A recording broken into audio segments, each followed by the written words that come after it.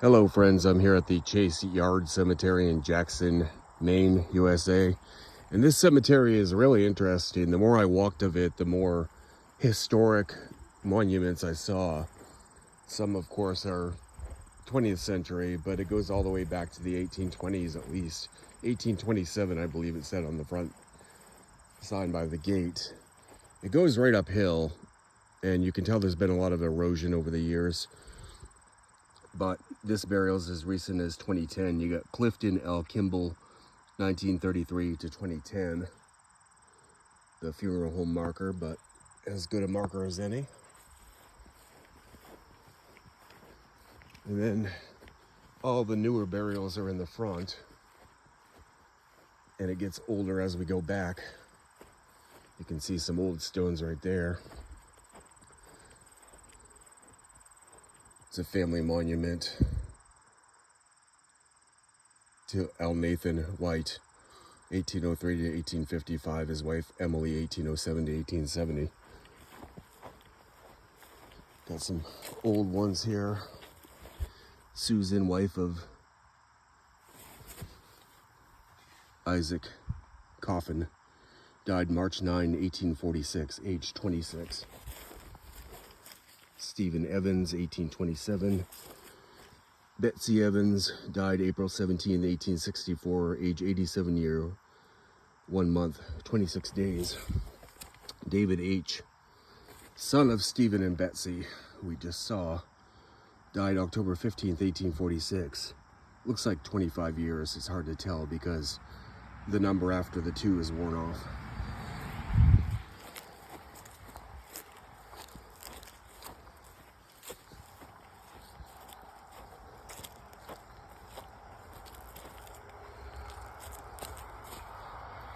Can't see the front of it, but this is right up against a tree.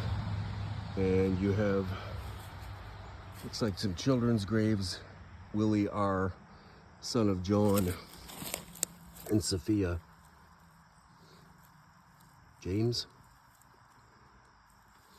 died May 23rd, 1853, age 9 months, 20 days. John Jennis, looks like 1814 to 1853. Pretty cool writing there. We got a stone wall, classic of old cemeteries. Here we have some field stones, and can't read any inscriptions on them, but they served as both headstones and footstones. So by the depth, probably about 2.5 feet there, it's probably children's graves.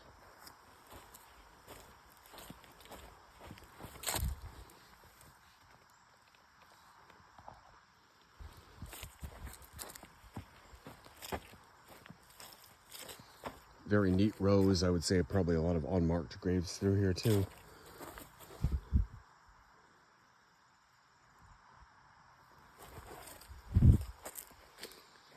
A lot of veterans.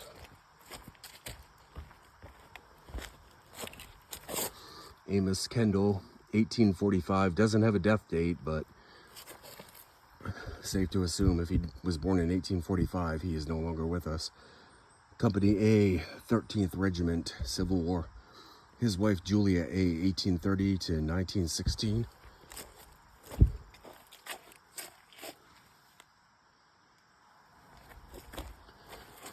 Captain James M. Warren died April 20th, 1875, 75 years old.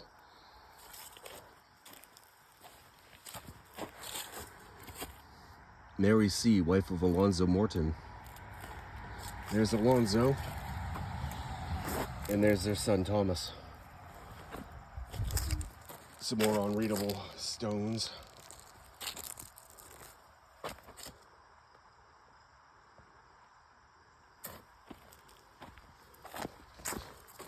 This one has the classic early 1800s.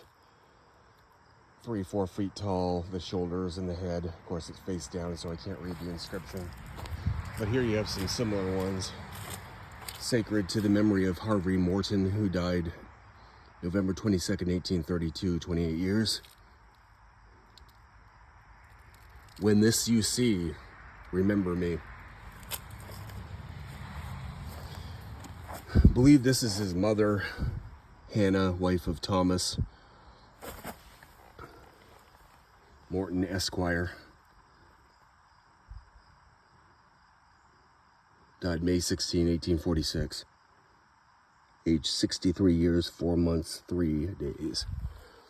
And this is her husband, Thomas Morton, which not much left of his stone, unfortunately.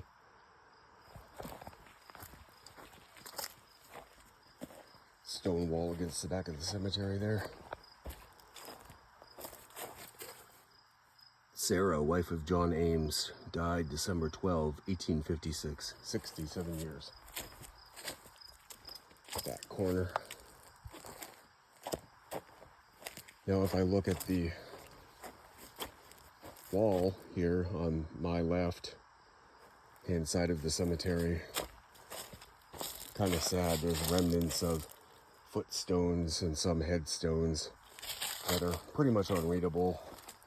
And I can only surmise, looking at the downhill slope of this cemetery, that 200 years of Maine winters have caused erosion, so a lot of these damaged stones and the footstones probably made their way to the bottom of the hill at some point, so they just kind of made them part of the brick wall, which I guess would preserve them better than them just lying on the ground. Some of them you can read. It says H.M. And here on this slope we have more older ones.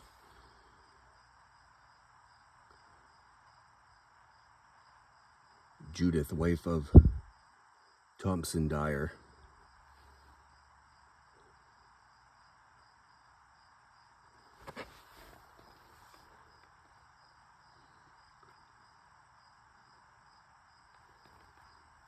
And daughter of Henry D. and Sally Chase. Died November 3rd, 1837, 28 years.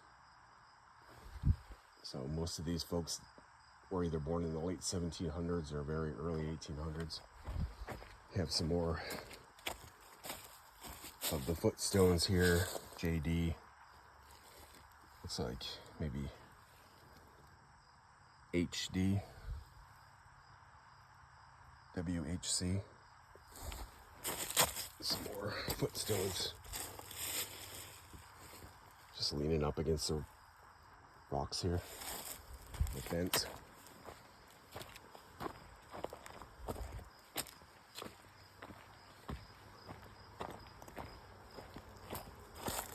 Here we have a veteran of the War of 1812. Jonathan Wright, War of 1812, born 1773, died 1851.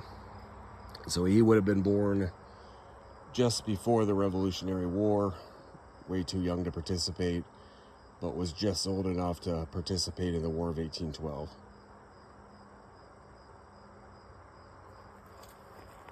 Don't see that every day.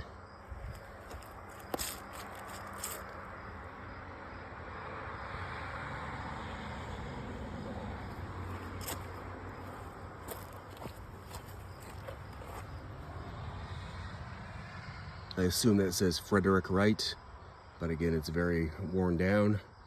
Died September 27, 1838, age 32.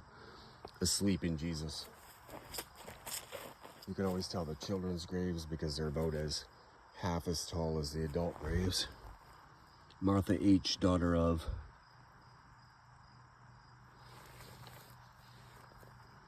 Jonah H. and Dorothy J. Wright, died August 25th, 1848.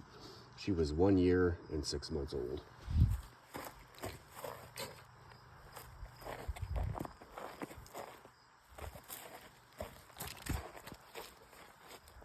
Another Civil War veteran, Stephen Chase, Company E, 31st Maine Infantry, 1845 to 1865. So he would have been 20 years old when he passed at the tail end of the Civil War.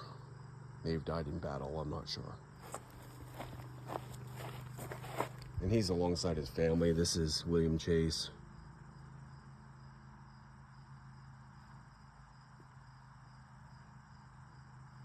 Died 1876, age 38 years.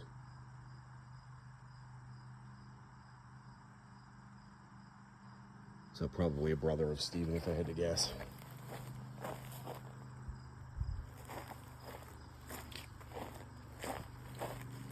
There was one find a grave request here, and I didn't see it, unfortunately. I did take a few pictures of some graves that didn't have pictures, but the actual request was Joseph Wheeler.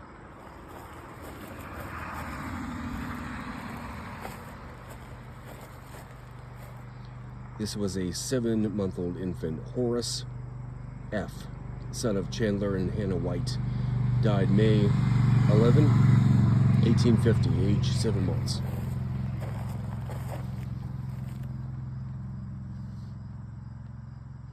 Another Horace, also a son of Chandler and Hannah White. This Horace died August 25th, 1848, age 7 years, 2 months. So he died about 2 years before his brother, who was also named Horace. As I've addressed in other videos, it was common to recycle first names of children back then. One would pass away and they would keep the name for the next child.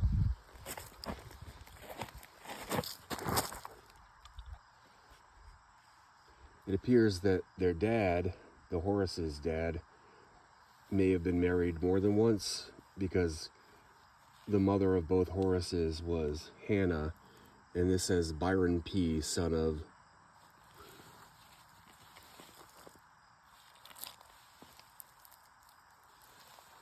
Charles B. and Thankful White, died August 17, 1848.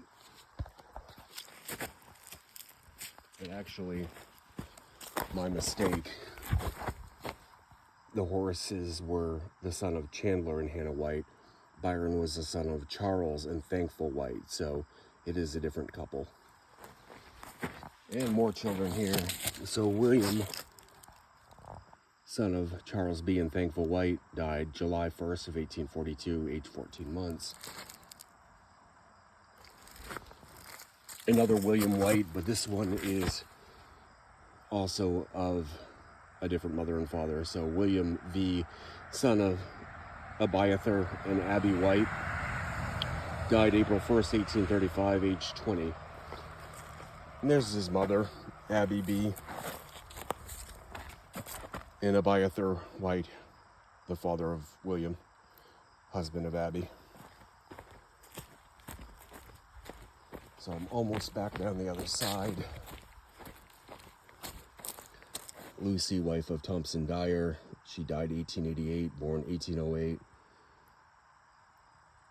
Abby, wife of Isaac Hussey, January 20, 1818 to July 27, 1907.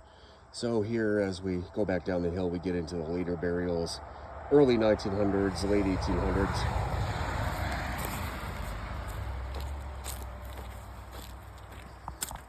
Some big family monuments with the corresponding footstones on the ground.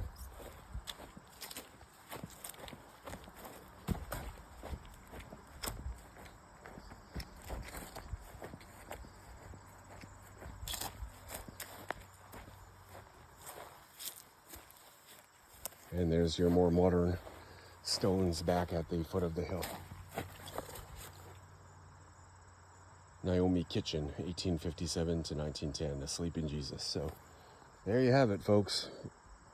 The Chase Yard Cemetery in Jackson, Maine.